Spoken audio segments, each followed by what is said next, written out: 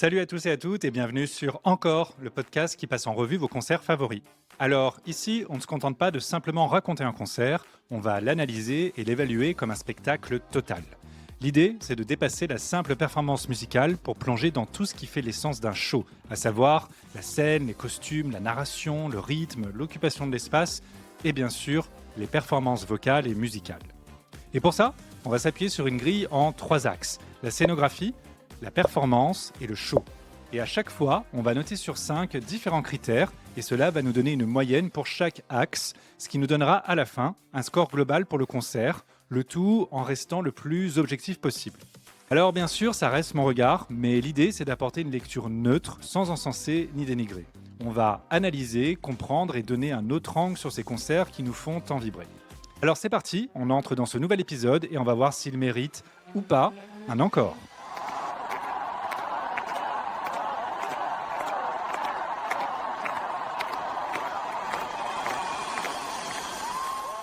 Et dans ce nouvel épisode, on va s'intéresser au Chromatica Ball de Lady Gaga. Un concert particulier de par son contexte et le message qu'il porte. Il s'agit de la sixième tournée solo de Lady Gaga conçue pour promouvoir son sixième album studio Chromatica, sorti lui en mai 2020. Initialement, cette tournée était prévue pour l'été 2020, mais, comme vous vous en doutez, suite à la pandémie du Covid, il y a eu plusieurs reports successifs, d'abord en 2020, puis à l'été 2021, avant de pouvoir finalement débuter le 17 juillet 2022 à Düsseldorf. C'est donc une tournée qui a attendu 2 ans son heure dans un contexte post-pandémique très chargé émotionnellement pour les fans et par Lady Gaga elle-même. La tournée en soi est relativement courte, avec 20 dates au total, même si à l'origine, il était même prévu d'en avoir uniquement 6. Au final, le Chromatica Ball a tout de même généré plus de 112 millions de dollars de recettes pour 834 000 billets vendus, battant plusieurs records personnels pour Gaga, dont notamment avec sa date en France du 24 juillet 2022, où elle a pu se produire devant 78 000 personnes, ce qui constituait alors la plus grande foule de toute sa carrière à cette époque, avant bien sûr ensuite son show à Copacabana en 2025 qui lui a réuni plus de 2 millions de personnes. Mais rentrons dans le cœur du sujet et démarrons l'analyse et la revue du Chromatica Ball avec le premier axe autour de la scénographie. Alors, au niveau de la scène en elle-même, c'est hyper minimaliste. On a une inspiration très brutaliste qui est mise en avant, avec une scène principale, 2 couloirs de chaque côté, et une autre scène déportée sous la forme d'un cube au milieu de la fosse. C'est en soi une scène assez standard, sans innovation marquante, hormis éventuellement cette scène déportée. Il faut aussi noter que le Chromatica Ball était pensé comme une tournée des stades, la première officiellement de Gaga. Néanmoins, la conception de la scène en elle-même était trop haute, surtout pour les gens dans la fosse, et du coup, ils avaient un peu du mal à voir ce qui se passait, et ça, c'est quand même bien dommage pour une tournée qui se voulait pensée pour les stades. Du coup, pour la scène, on part sur un 2,5 sur 5, car on n'a rien vraiment de fou en termes scéniques, et à cause de ses défauts de conception. Ensuite, au niveau du décor et des artifices, on est dans cette esthétique brutaliste assumée par Gaga. Ça nous donne ce résultat très froid avec une structure en béton armé posée simplement sur la scène, et c'est à peu près tout. Alors oui, on notera tout de même des moments un peu plus forts avec les petits feux d'artifice sur le final pendant Rain on Me, mais je ne trouve pas que ce soit particulièrement non plus spectaculaire, voire même je trouve que c'est un côté un peu cheap dans sa réalisation. Il faut toutefois noter les effets de pyrotechnie qui sont très présents sur scène avec ces lance-flammes qui animent le show pendant tout le spectacle. Mais franchement, pour moi, ça me donne plus l'impression que toutes ces flammes viennent compenser une absence de mise en scène plus qu'autre chose. Pour moi, ces effets pyrotechniques, ils sont sympas, mais ils ne peuvent pas se suffire à eux-mêmes si on veut vraiment créer une mise en scène et un show digne de ce nom. Je trouve qu'il y avait par exemple énormément de choses à exploiter dans l'univers qui était proposé par Chromatica pour créer un véritable spectacle visuel. On aurait pu imaginer par exemple de jouer avec de l'eau et faire un rideau de pluie sur Rain on Me, reprendre les éléments du décor de science-fiction de la planète de Chromatica, comme on l'aperçoit sur sa performance au VMAs d'ailleurs. Ou bien encore, je trouve qu'il y avait un super coup à jouer quand elle démarre son titre 911 pour faire référence à ce superbe clip, que ce soit par les tenues ou même au niveau de l'arrivée sur scène pour ce titre. J'aurais trouvé ça hyper intéressant qu'on reproduise par exemple l'accident de voiture qui est évoqué à la fin du clip et qui plonge Gaga dans l'univers qu'elle s'imagine pour 911. Ça aurait été une référence intelligente vis-à-vis de l'ère Chromatica et un effet de mise en scène spectaculaire. Mais au lieu de ça, on a juste une Gaga qui arrive en marchant du fond de la scène. Et moi, je trouve ça dommage et très pauvre scéniquement parlant. Il y a sûrement plein d'autres choses qui auraient pu être exploitées avec l'univers cyberpunk au niveau des costumes, des décors, des accessoires et autres pour nourrir les visuels de cette tournée et je trouve que c'est un peu une opportunité ratée au niveau de la scénographie. Donc, au final, pour moi, le Chromatica Ball a une mise en scène relativement pauvre et donc, niveau note sur le décor et les artifices, on est sur un 2 sur 5. Parce qu'il n'y a pas vraiment grand-chose, soyons honnêtes.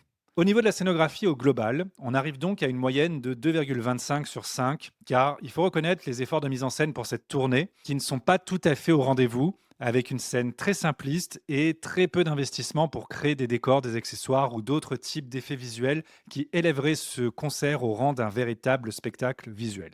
Mais passons désormais au deuxième axe autour de la performance. Et celui-ci, il va pas mal se distinguer de la scénographie pour le coup. Alors pour ça, on va l'analyser sous trois angles. La performance vocale, l'énergie et la performance musicale, à savoir le travail de réinterprétation des titres pour le live et la scène.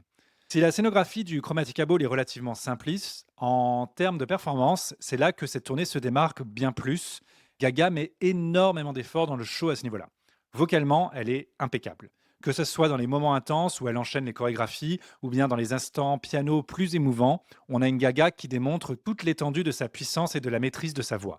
I'm a believer, it's a trial, foolish and weaker. I'd rather save an angel down. I'm a believer, it's chaos, where are our leaders? I'd rather save an angel down. On est donc sur un 5 sur 5 pour la performance vocale. Côté énergie, c'est un peu plus mitigé pour moi. D'un côté, à cause de la scénographie ultra brute et minimaliste, le show repose alors davantage sur Gaga qui doit porter tout le spectacle sur ses épaules. Et à ce niveau-là, elle incarne pleinement son rôle. Elle délivre une performance très puissante où elle sait captiver son audience et s'impliquer à fond en termes d'énergie. On notera d'ailleurs le nombre délirant de fois où elle dit Put your hands up à son public. Et je vous ai même fait une compilation de tous les moments du concert où elle le dit. Sachez qu'en moyenne, on tourne à une fois toutes les 2 minutes environ. Regardez. Put your hands up, Ellie! Put your fucking hands up! Put your hands up! Put your hands up! Put your hands up! Put your hands up! Woo! Put your hands up! Put your hands up! Better all put your hands up! Put your hands up! Toutefois, je trouve que sur cette tournée, Gaga pose une forme de distance, notamment sur les premiers actes. Mais c'est très certainement pour mieux incarner son personnage et le narratif de son histoire autour de ses traumas. Donc, d'un côté, c'est tout à son honneur de si bien s'impliquer dans ce personnage, mais c'est peut-être aussi un peu frustrant en termes d'expérience spectateur de faire face à une Gaga aussi froide. Mais en fin de compte, ça reste une performance au niveau de l'énergie sur scène qui est indéniable, et on est donc sur un 4 sur 5 à ce niveau-là. Au niveau de la performance musicale, il y a quelques réarrangements subtils, mais ça reste globalement très proche des originaux. Gaga va surtout jouer avec sa voix pour changer quelque peu l'intonation de ses chansons par moment, mais on est loin d'une recherche de relecture de son répertoire musical pour le live. On aura droit à quelques réarrangements subtils intéressants, comme l'intro de Just Dance qui a une envolée un peu plus symphonique.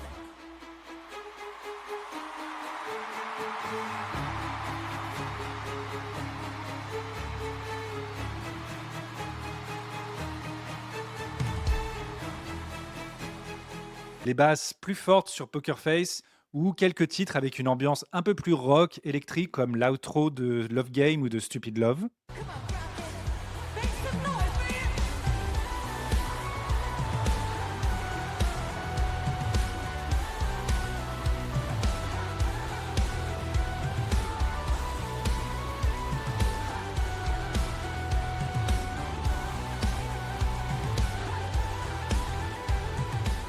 Et certains titres sont aussi revus pour être étendus, comme sur la fin de Sour Candy ou bien l'introduction de Shallow qui est un peu plus allongée. On aura également droit à une relecture de Born This Way en piano-voix, même si ce n'est pas nouveau pour ce titre parce qu'elle a souvent proposé cette façon pendant toute l'ère de Born This Way.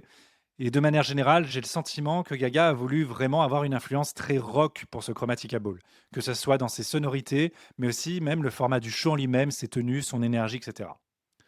Au final, on est ici plutôt sur un 3 sur 5 concernant la performance musicale, qui fait finalement l'effort minimum pour le live, cherchant très certainement à délivrer une version plus brute que réarrangée de ses titres. Au total, ça nous donne, pour l'axe de la performance, un score moyen de 4 sur 5, en grande partie grâce à la performance vocale de Gaga et à toute l'énergie qu'elle déploie sur scène. Et c'est en fin de compte ce qui fait tenir tout le spectacle du Chromatica Ball. Passons désormais au dernier axe concernant l'aspect showtime de cette tournée. Alors pour cela, on va l'analyser sous plusieurs critères, que ce soit l'introduction et la conclusion du show, de son rythme, de ses costumes, de sa narration ou encore de l'occupation de l'espace de la scène. Au niveau de l'introduction, le concert s'ouvre avec une vidéo sur la naissance de Chromatica à travers des formes abstraites qui fusionnent ensemble. On découvre ensuite une Gaga vêtue de noir et d'un masque clouté qu'elle va retirer pour dévoiler un visage sombre et triste. S'ensuit alors un décompte en lettres Bauhaus qui vont faire écho à l'esthétique brutaliste du concert. J'aime bien le fait que Gaga utilise régulièrement des décomptes sur ses tournées, ça permet de créer un peu de tension. Elle l'avait notamment fait sur le Monster Ball ou le Joan World Tour, et c'est un peu sa marque de fabrique que je trouve très appréciable au final. Le show démarre sur une mélodie de Bach, fugue numéro 24. Les danseurs s'installent sur scène, puis le titre Bad Romance démarre. C'est une introduction très référencée au clip de Bad Romance qui démarre de façon très similaire avec cette même mélodie classique. Gaga apparaît alors surélevée sur la plateforme brutaliste, emprisonnée dans sa robe sarcophage, et elle commence à chanter. Et malheureusement, je trouve que c'est une arrivée sur scène un peu ratée à mon sens. Il manque d'un effet dramatique ou théâtral pour vraiment marquer un coup fort de l'arrivée sur scène de Gaga. On aurait pu garder les mêmes éléments mais aller un peu plus loin quand même. Par exemple, ne serait-ce qu'une entrée de Gaga qui sort de la plateforme brutaliste par dessous avec sa robe sarcophage, ça aurait déjà apporté un poil plus de théâtralité à cette introduction. Mais là, c'est très timide, voire même expédié. On dirait qu'il n'y a pas de volonté de vouloir installer une ambiance ou de valoriser l'entrée de l'artiste sur scène. On est donc malheureusement sur une note de 2 sur 5 pour cette introduction. Si on passe désormais au niveau de la narration, le Chromatica Ball est découpé en 4 actes avec un prélude et un final qui vont venir raconter tout un récit lié au trauma de Gaga. On démarre avec un prélude où Gaga est prisonnière dans ses structures qui limitent ses mouvements. Il y a alors un contraste saisissant sur cette introduction du concert entre l'enchaînement de ses tubes les plus puissants et iconiques, Bad Romance, Just Dance, Poker Face, et l'attitude de Gaga qui est très passive et en retrait dans ses mouvements. C'est comme pour signifier qu'elle ne pouvait pas pleinement incarner et danser sur ses tubes comme il le fallait.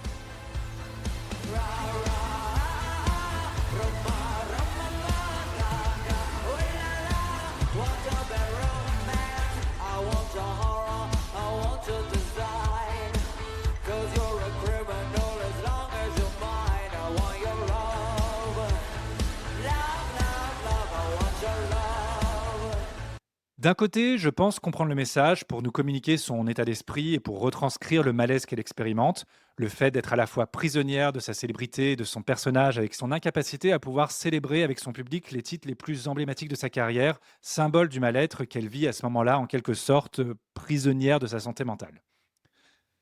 Mais d'un autre côté, je ne peux pas m'empêcher d'y voir aussi comme une forme d'expédition, comme si elle cherchait à se débarrasser de ces morceaux qu'elle n'avait pas envie de performer sur scène, mais qu'elle était quelque peu obligée de faire pour autant.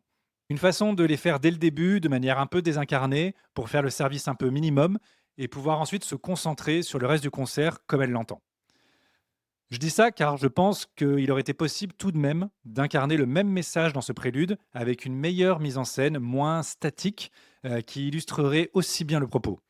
Mais malheureusement ici, je trouve que ça tire trop en longueur d'enchaîner 3 tubes aussi forts sans les mettre en valeur, tout ça pour installer ce message d'emprisonnement qu'on aurait pu tout aussi bien illustrer avec plus d'accessoires, de chorégraphie, d'effets visuels, de scénographie ou toute autre idée pour rendre cette introduction plus intéressante scéniquement parlant. On enchaîne alors avec le premier interlude où l'on voit une Gaga sur une table d'opération et des imageries médicales de ce qui semble être son cerveau. On est ici dans une sorte d'analyse de sa santé mentale, comme pour décortiquer ses traumas qu'elle va ensuite nous introduire dans l'acte 1. À noter qu'il y aura plusieurs versions de cet interlude avec des images de Gaga suspendues à des tubes sur sa tête, ce qui prolonge cette idée d'analyse cérébrale pour faire la transition sur le premier acte. On entame alors l'acte 1 avec Gaga qui arrive sur scène allongée sur une plateforme amovible pour le titre Alice. On est dans le prolongement de l'interlude où Gaga était sur la table d'opération, mais ici, elle se libère enfin à la fin du titre en criant Set Me Free et en se faisant porter par un des danseurs avant d'entamer le prochain titre, Replay. Désormais, elle nous présente tous ses traumas, ses peurs, ses démons intérieurs à travers les titres Replay et Monster. On sent qu'elle commence à ouvrir cette espèce de boîte noire pour nous montrer tout ce qu'il y a à l'intérieur. Elle fait référence notamment dans ses titres aux monstres qui ont participé à son succès en profitant d'elle. Elle évoque également ce que le succès a fait d'elle et ce que ça lui a coûté au niveau de sa santé mentale, notamment quand elle dit "You're the worst thing and the best thing that happened to me." It's a game I play, and I hate to say, you're the worst thing and the best thing that's happened to me.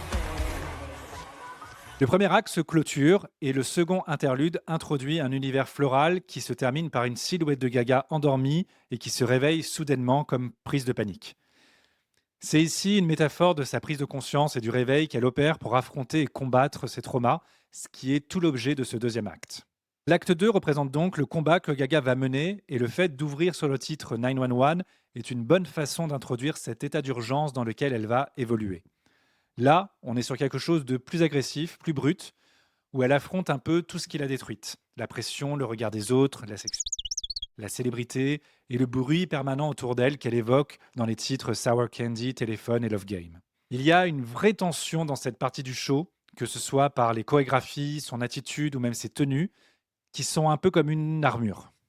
L'interlude suivante, qui introduit l'acte 3, est un jeu d'ombre et de lumière avec des disques noirs et lumineux avec lesquels Gaga joue. On peut y voir là une référence au yin et au yang, comme une forme d'équilibre que Gaga va trouver dans le prochain acte, mais j'y vois aussi une métaphore du passage de l'ombre vers la lumière, ce qui fera d'ailleurs très bien le lien avec l'acte 2, très sombre et brutal, et l'acte 3, beaucoup plus lumineux et festif. Le troisième acte s'ouvre alors sur le titre Babylone qu'elle introduit avec le message Battle for Your Life. Have you ever had to battle for your life?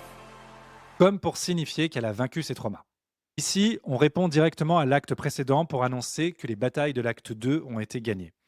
C'est vraiment le moment de la guérison et de la reconnexion avec elle-même. Tout le bruit environnant qu'elle combattait, elle arrive désormais à le bloquer. Le fait d'enchaîner ensuite sur Free Woman permet de répondre à sa bataille qu'elle évoquait sur les titres Love Game et Sour Candy à propos de sa sexualité, afin de se la réapproprier comme la femme indépendante et puissante qu'elle est aujourd'hui. C'est aussi sur ce titre qu'elle va commencer à sortir de la scène principale pour rejoindre la scène déportée dans la fosse.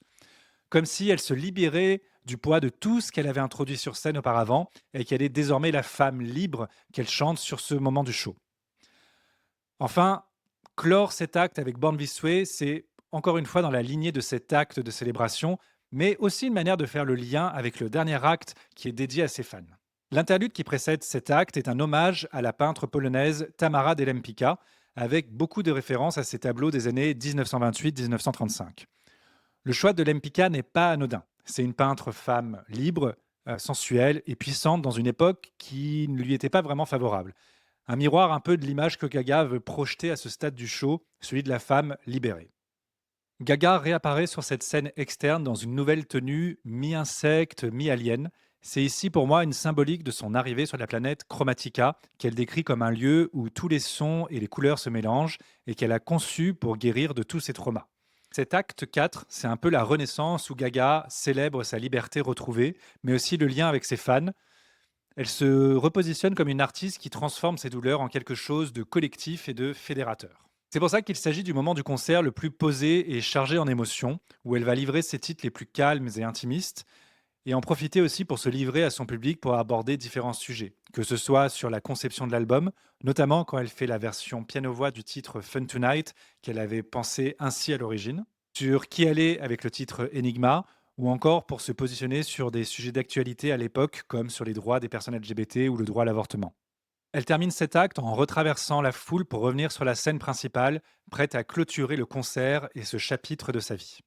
Dans le dernier interlude qui précède le final, Gaga récite un sonnet sur le rôle d'un artiste. Elle se réveille après toutes ces batailles comme l'artiste consciente de sa mission. This life is only art on life's support. And nature is night. No king or court. Il s'agit d'une déclaration d'amour à l'art et un rejet de toute autorité extérieure sur la créativité. Pour Gaga, qui a traversé des années de douleurs physiques et psychologiques, c'est aussi un message très personnel. C'est l'art qui l'a maintenue en vie. Le final de ce show se conclut avec les tubes de l'album Chromatica, Stupid Love et Rain on Me. On poursuit dans le monde de Chromatica, où les visuels sur les écrans rappellent l'univers de cette planète. Ce final est un peu comme une célébration pour fêter sa victoire sur tous les combats qu'elle a menés pour arriver jusqu'ici et fêter sa guérison. Elle clôturera ensuite le show avec le titre All My Hand, une forme de lettre d'amour pour son public avant de le quitter.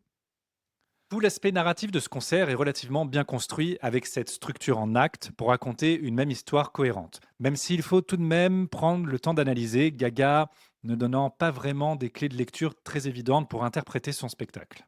Mais on comprend globalement la progression du récit qu'elle propose et Gaga l'incarne extrêmement bien. Du coup, ça nous donne une bonne note de 4 sur 5 pour la partie narration de ce show. Passons désormais aux costumes qui sont toujours très forts visuellement avec Gaga. Sur ce Chromatica Ball, ils sont le fruit du travail de ces trois stylistes, Nicola Formichetti, Tom Herbout et Sandra Amador, avec des pièces d'exception d'Alexander McQueen, la robe dorée qu'on voit sur Babylone et la tenue qu'elle porte sur le final, mais aussi le travail de Gareth Pugh sur sa tenue qu'elle porte pendant le prélude, Topo Studio pour la robe organique sur le titre Alice, ou encore la veste sur Monster réalisée par Vex Latex. Ce sont des costumes très sombres dans l'ensemble, à l'exception de l'acte 3, qui est une ode à la libération justement et qui tranche avec le reste du spectacle. Globalement, ce sont des pièces très intéressantes qui ont un véritable aspect scénique, mais qui, comme le reste du spectacle, semblent relativement déconnectées de l'univers de Chromatica à mon sens. Je trouve aussi qu'elles sont visuellement très fortes, mais ont parfois un aspect quelque peu cheap. Je pense notamment sur le prélude, où la structure qui compose sa robe ressemble littéralement à une feuille de carton. Ou bien les matières qui ont l'air d'être de mauvaise qualité, ou le body qu'elle aborde sur l'acte 3 en Alien, qui ne la met pas vraiment en valeur. Enfin, j'ai l'impression qu'elle s'auto-référence aussi sur le premier acte avec la tenue de Topo Studio, notamment sur ce haut composé de fluide s'apparentant à du sang et qui rappelle sa performance iconique de 2009 au VMAs, ou même ce qu'elle faisait sur le Monster Ball pendant le titre Monster. Et même le fait de coller des croix pour cacher ses seins me rappelle sa tenue sur Love Game pendant cette même tournée du Monster Ball. Personnellement, je ne sais pas s'il n'est pas encore un peu trop tôt pour elle dans sa carrière pour s'auto-référencer de la sorte, sans que ça sonne comme du recyclage. Mais je suis peut-être un peu dur. Il y a malgré tout un très bon travail sur les tenues de ce spectacle et on est ici sur une note de 3,5 sur 5 pour les costumes. On passe désormais à l'occupation de l'espace. C'est un gros problème pour moi sur cette tournée.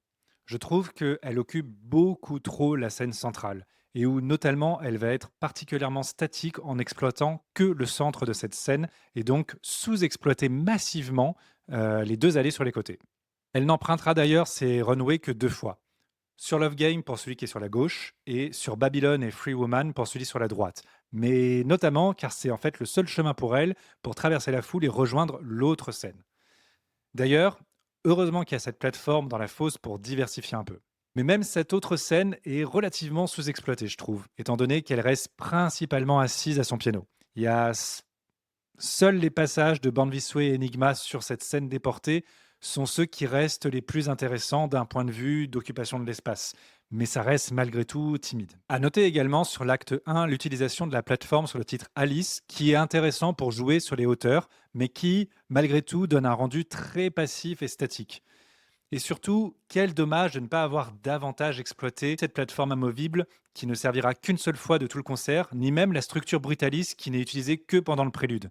Il y avait à mon sens quelque chose à exploiter, à aller et venir sur ces plateformes pour varier la scénographie et les points de vue. Mais les actes 1 et 2 vont être majoritairement coincés sur la scène centrale en passant à côté de l'opportunité d'exploiter le peu de décors qui est déjà présent sur scène. Enfin, même si Gaga occupe principalement la scène principale, on notera qu'il faudra attendre 20 minutes depuis le moment où le show a démarré pour qu'elle pose enfin le premier pied sur cette scène, ce qui est assez révélateur du manque d'intérêt à exploiter intelligemment sa propre scénographie. Déjà qu'il ne se passait pas grand-chose sur le prélude et l'ouverture de l'acte 1, malheureusement, même une fois que Gaga arrive sur la scène principale, ça ne décollera pas plus pour autant à cause de cette sous-exploitation de l'espace qui donne un rendu très statique au concert au global. Bref, vous l'aurez compris, hein, sur la partie occupation de l'espace, on n'est pas sur un score très haut. Et heureusement qu'il y a le jeu avec ces deux scènes pour sauver un peu le tout. Mais on arrive quand même malgré tout à une note de 2 sur 5, car c'est difficile de donner plus pour ce concert qui sous-exploite clairement le potentiel de sa scénographie. Au niveau du rythme, je trouve que c'est un show très inégal qui donne le sentiment de ne pas réussir à décoller. Tout d'abord, avec cette introduction trop longue qui manque cruellement de dynamisme, même si c'est pour servir le narratif. Mais aussi et surtout car il y a beaucoup trop de temps mort entre les chansons, ce qui me peine toujours quand on prend le temps de construire une setlist et un spectacle et de ne pas penser aux transitions ou à l'enchaînement des titres pour le show.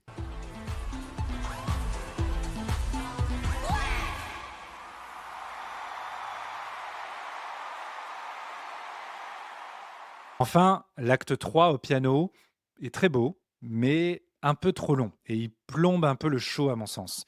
Il aurait été peut-être plus intéressant de répartir les moments plus calmes un peu partout dans la setlist plutôt que de tous les concentrer sur le même acte, ce qui est toujours plus compliqué pour relancer le rythme par la suite. Du coup, on est donc sur une note de 3 sur 5 pour le rythme, car il y a malgré tout quelques moments forts, mais l'ensemble est trop inégal malheureusement. Ensuite, concernant la valeur ajoutée de ce spectacle en live, il y a le test Netflix que j'aime appeler comme ça, pour voir si le show tourne trop autour des écrans et si la part de spectacle vivant sur scène est bien présente. Et à ce niveau-là, la première chose à reconnaître est l'expérience physique des flammes. Pour l'avoir moi-même vécu en live personnellement, la chaleur de ces lance-flammes, elle est impressionnante. Déjà qu'il faisait très chaud à cette époque-là de l'année, vu qu'on était en été, il est clair que lorsque ces flammes s'activaient, ça réveillait tout le monde. Là-dessus, c'est un bon point. Ensuite, il faut reconnaître le talent et l'énergie de Gaga sur scène qui est toujours très appréciable. Néanmoins, si on retire les écrans, on perd déjà toute la force des interludes qui reposent exclusivement là-dessus. Ce que je trouve dommage.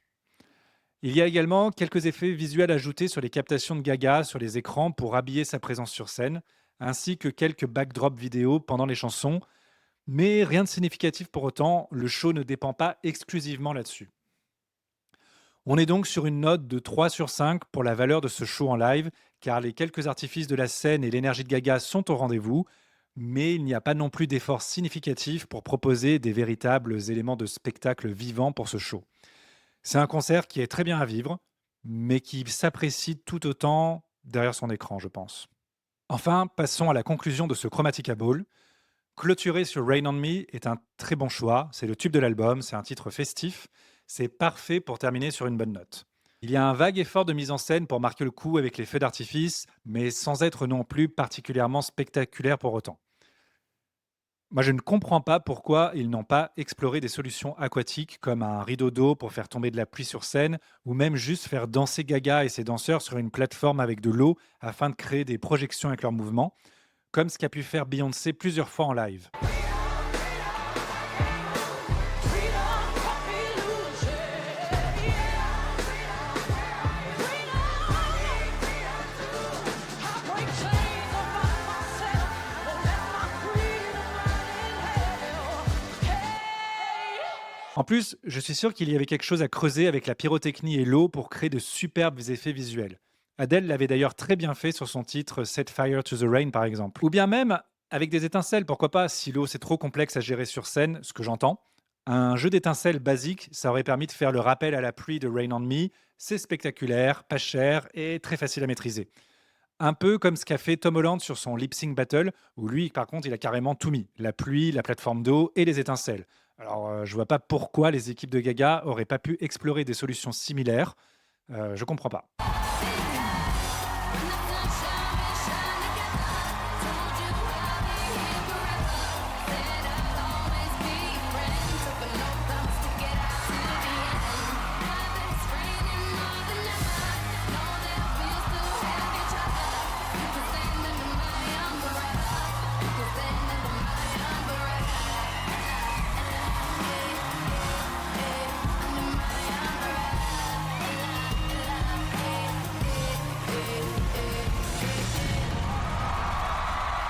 Du coup, je vais être dur, mais je trouve que même cette performance de Umbrella par Tom Holland qui dure que 2 minutes, elle est 1000 fois plus impressionnante et spectaculaire et appropriée pour un final que ce que Gaga nous propose sur Rain on Me pour clôturer ce Chromatica Ball malheureusement. Alors qu'il y a clairement beaucoup moins de moyens pour Tom Holland. Et c'est pas les petits feux d'artifice à la fin qui vont rattraper le coup, désolé, hein. Et puis enfin, il y a ce rappel, 7 encore, sur All My Hand qui me donne davantage un sentiment de promotion un peu poussive du titre sorti pour Top Gun. En plus, revenir pour juste faire une interprétation relativement plate d'un point de vue scénique, qui n'apporte rien de plus pour clôturer ce show, je n'y vois pas trop d'intérêt. Le seul moment marquant de ce rappel, c'est quand Gaga saute au-dessus des petites flammes. C'est pour dire le niveau de spectacle auquel on en est rendu à ce stade du show. Bref, la conclusion de ce show est vraiment pas dingue. Peut-être aussi que je n'ai pas été touché par l'instant émotion sur le titre All My Hand, mais au-delà de ça même, il manque cruellement d'effets de mise en scène pour rendre ce final magique et inoubliable. C'est finalement un peu à l'image de l'introduction et même du concert global, sans effort particulier, voire même un peu paresseux. Du coup, on est sur une note de 1 sur 5 pour cette conclusion, car c'est clairement pas abouti à mon sens, hein. Désolé Gaga. Au final, pour tout cet aspect showtime du Chromatica Ball, cela nous donne une moyenne de 2,64 sur 5. On est tout juste au-dessus de la moyenne, ça confirme un peu le niveau de show au sens spectacle de cette tournée, qui n'en donne pas tant que ça, je trouve. On arrive donc désormais au score final de cette tournée. Alors, pour rappel, les scores des différents axes étaient 2,25 sur 5 pour la scénographie, 4 sur 5 pour la performance et 2,64 sur 5 pour le show. Ce qui nous amène donc à une note globale pour le Chromatica Ball de Lady Gaga de 2,96 sur 5. On frôle donc les 3 sur 5 et ça ne m'étonne pas vraiment. C'est, à mon sens, davantage un concert qu'un pur show. Tout a été misé sur la performance qui obtient la meilleure note ici, et je pense qu'elle a conçu et misé les efforts de cette tournée dessus. En soi, il faut reconnaître que ce Chromatica Ball est un excellent concert, mais pas forcément un très bon show. Et c'est pas grave en soi, hein, c'est même probablement assumé par Gaga, mais ça explique ses scores au final. Je trouve aussi un peu dommage cette déconnexion trop flagrante entre l'univers qui avait été amené dans le projet Chromatica et sa traduction sur scène, qui est très différente au final. Que ce soit par l'esthétique brutaliste, les tenues, les visuels, on est très loin de la direction cyberpunk et ultra colorée d'origine. Ma théorie, c'est que comme il s'est passé 2 ans entre le début de la tournée et son véritable démarrage, Gaga était en quelque sorte déjà passée à autre chose et probablement qu'elle avait commencé à travailler sur Mayhem qui pourrait davantage se rapprocher finalement de cet univers qui est proposé dans le Chromatica Ball. C'est donc un résultat un peu hybride cette tournée, comme si elle faisait office de transition entre 2 projets, Chromatica et Mayhem. Mais du coup, c'est un peu dommage et j'aurais presque envie de dire justice for Chromatica quoi. Voilà, on arrive à la fin de cet épisode. J'espère que vous avez apprécié de revivre ce Chromatica Ball ensemble. Alors encore une fois, hein, l'idée c'est de proposer une lecture objective afin d'apporter un autre regard sur cette tournée. Je ne cherche pas à dénigrer ni même à encenser le travail des artistes que je respecte énormément. Donc j'espère que la communauté des Little Monsters de Gaga ne se sentira pas trop offensée avec mon analyse, voire même qu'ils apprécieront de poser un regard différent sur cette tournée pour apprécier ses forces et ses faiblesses. Dites-moi d'ailleurs en commentaire ce que vous en avez pensé, si vous êtes d'accord ou pas d'accord avec mon analyse. Je serais vraiment très curieux de savoir ce que vous pensez et d'échanger avec vous sur ce Chromatica Ball et s'il faut de confronter nos différents points de vue, ça pourrait être intéressant. Si jamais vous avez aimé cet épisode, n'hésitez pas à vous abonner pour être tenu au courant des prochains à venir. Et je vous invite également à laisser des commentaires, 5 étoiles, des likes et en fait tout ce que vous pouvez pour pouvoir me soutenir en me donnant de la visibilité sur les plateformes. Ça m'aide énormément. Un grand merci encore une fois de m'avoir écouté jusqu'au bout. J'ai vraiment beaucoup aimé vous partager mon point de vue et mon analyse de ce concert. Donc j'espère que vous l'avez tout autant apprécié.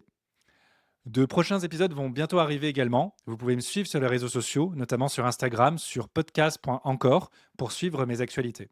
Je vous retrouve très vite pour un nouvel épisode. Prenez soin de vous et à très bientôt.